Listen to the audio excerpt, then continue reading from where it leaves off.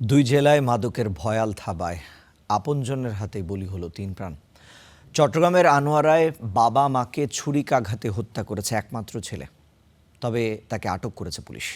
আর রাঙামাটিতে নেশাগ্রস্ত ছেলের অত্যাচার সইতে না পেরে কুপিয়ে হত্যা করেছে মা।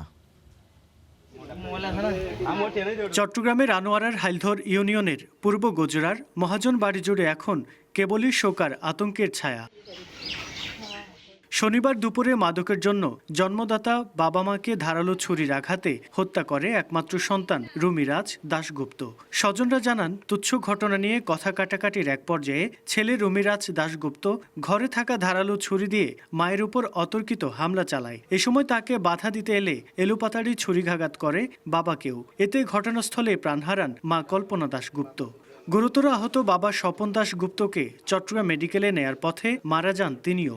আমি ঘটনাস্থলে এসে দেখি যে দুজনে একজনের উপর একজনে রক্তাক্ত অবস্থায় পড়ে আছে। বদির উপর থেকে দাদাকে সরাই দিয়েছি, দাদার একটু চান্স আছে।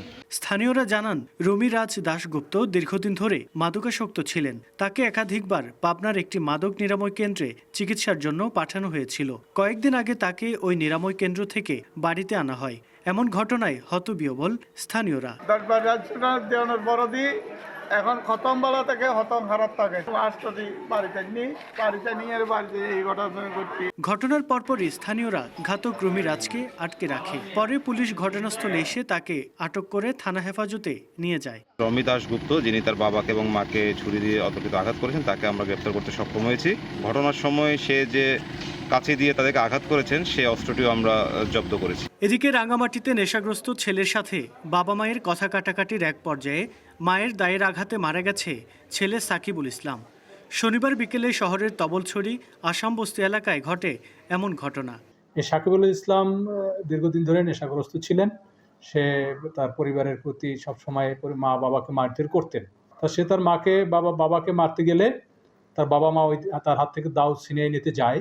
ইন টাইম ওই দায়ের আঘাতেই তার গলায় আঘাত লাগে। রুকন উদ্দিন, স্টার নিউজ, চট্টগ্রাম।